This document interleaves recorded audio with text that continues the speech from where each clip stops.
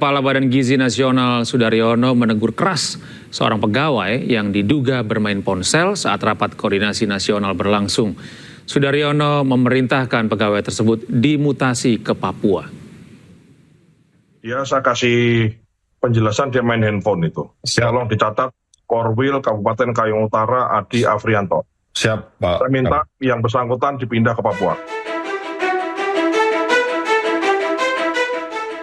Kepala Badan Gizi Nasional Sudaryono menegur keras seorang pegawai yang kedapatan bermain ponsel saat rapat koordinasi nasional secara daring berlangsung pada Kamis. Sudaryono mendadak menghentikan paparan setelah melihat koordinator wilayah Kayong Utara Adi Afrianto yang dinilai tidak fokus dan diduga bermain ponsel. Tak hanya memberikan teguran, dirinya juga langsung memerintahkan agar pegawai tersebut dipindah tugaskan ke Papua. Ini ada Korwil, siapa nih? Korwil Kabupaten Kayong Utara, siapa namanya? Adi Afrianto. Karo SDM, dia saya kasih penjelasan dia main handphone itu. Tolong dicatat, Korwil Kabupaten Kayong Utara Adi Afrianto. Siap, Pak. Saya minta yang bersangkutan dipindah ke Papua. Ya. Siap. Segera. Tolong diberi surat teguran, surat peringatan 1, 3 kali surat peringatan pecat. Setelah memberikan teguran, Sudaryono juga meminta seluruh jajaran BGN lebih disiplin dan profesional mengikuti jalannya rapat. Bahkan ia menegaskan, jika terus mengulang ketidakdisiplinannya, ia tak segan memecat pegawai tersebut. Kepala Badan Gizi Nasional Sudaryono tengah menyiapkan mekanisme pelaksanaan program makan bergizi gratis di wilayah rawan konflik. Ditemui di kantor BGN Jakarta Pusat, Sudaryono mengungkap salah satu skema penyaluran MBG yaitu BGN bekerja sama dengan TNI Polri serta memanfaatkan fasilitas lain seperti gereja.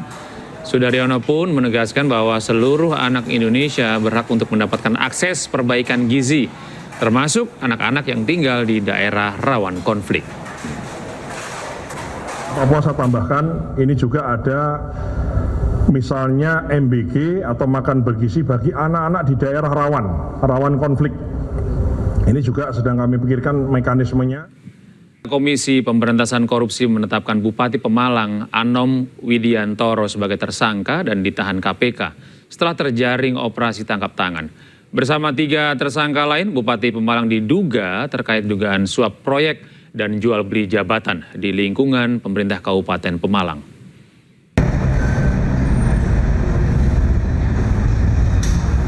Memakai rompi tahanan, Bupati Anom Widiantoro keluar dari ruang pemeriksaan dengan tangan terborgol pada Kamis pagi.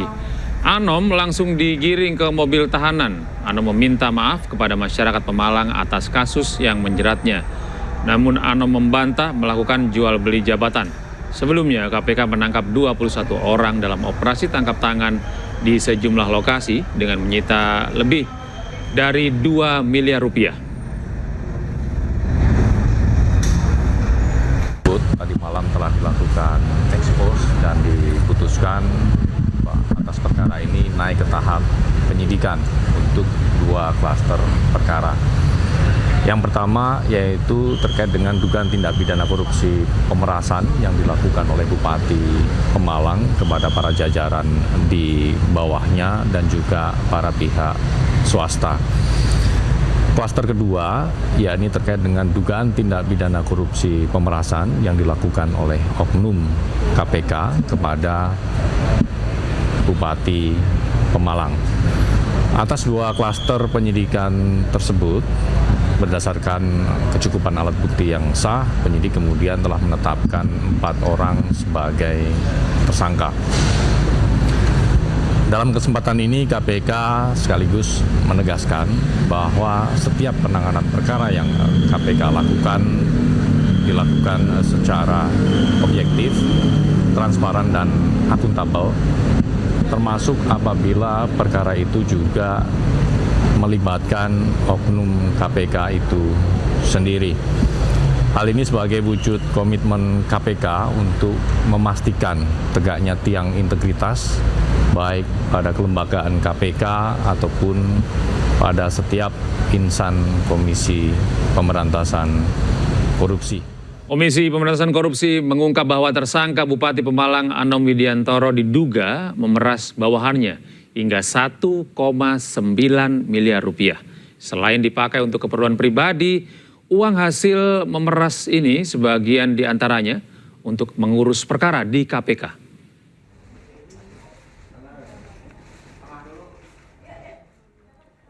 Komisi Pemberantasan Korupsi memperlihatkan barang bukti uang tunai hampir 2 miliar rupiah yang disita saat operasi tangkap tangan Bupati Pemalang Anom Widiantoro. Uang ini diduga hasil pemerasan Bupati Pemalang terhadap sejumlah perangkat daerah dan pihak swasta yang dikumpulkan melalui orang kepercayaannya berinisial GHA. KPK menyebut selain untuk keperluan pribadi Bupati, uang ini sebagian untuk mengurus perkara di KPK. Jadi ini koper yang digunakan. Untuk peristiwa tertangkap tangannya sendiri, bahwa jadi pada hari Senin, tanggal 27 Juli 2026 dan hari Selasa tanggal 28 Juli 2026, Saudara GHA atas perintah Saudara Awi melakukan pengumpulan uang hasil memeras beberapa pejabat dan pihak swasta yang berada di lingkungan Pemkab Pemalang, bahwa setelah mengambil uang dari pihak swasta pada hari Selasa tanggal 28 Juli 2026 malam hari, Saudara GHA diamankan oleh tim KPK. Jadi peristiwa tertangkap tangannya di sini di tanggal 28 malam. Kemudian tim KPK juga mengamankan Saudara Awi, ada sebuah hotel di Jakarta. Jadi ada beberapa tim yang di Pemalang dan ada yang di Jakarta. Bahwa satu hari sebelumnya pada Senin tanggal 27 Juli malam, tim KPK juga telah melakukan pemantauan secara intensif di Semarang. Dan di situ diduga terjadi pertemuan antara Saudara Awi, GHA, dan LBS terkait penyerahan uang untuk mengurus perkara. Ya pemirsa, sepanjang 2026 sudah selusin kepala daerah terjaring operasi tangkap tangan KPK. Yang terbaru, Bupati Pemalang Anom Widiantoro bersama 20 orang lainnya terjaring OTT KPK. Dalam situasi kita minta maaf semua. Minta maaf ya.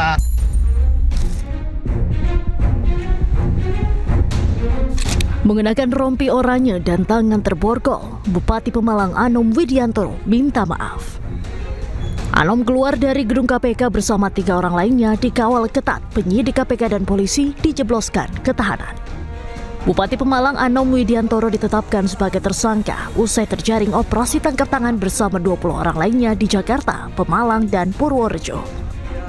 Anom diduga melakukan pemerasan melalui orang kepercayaannya ke sejumlah perangkat daerah maupun rekanan swasta. Total terkumpul 1,98 miliar rupiah. Dari data yang terkumpul sepanjang 2026 sudah selusin pejabat daerah tertangkap operasi senyap ini. Di awal tahun, Bupati Pati Jawa Tengah Sudewo dan Wali Kota Madiun Jawa Timur terjaring OTT KPK. Sementara bulan Maret, 3 pejabat daerah kembali terjaring, yakni Bupati Pekalongan, Bupati Rejang Lebong, dan Bupati Cilacap. Di bulan April, Bupati Tulungagung Gatot Sunu juga terjaring operasi senyap. Pada bulan Juni ada Bupati Muara Enim Edison dan Bupati Kuantan Singingi Suhardiman ditangkap KPK. Dan terakhir selama bulan Juli 3 kepala daerah terjaring, yakni Bupati Sukoharjo, Bupati Lombok Barat, serta Bupati Pemalang.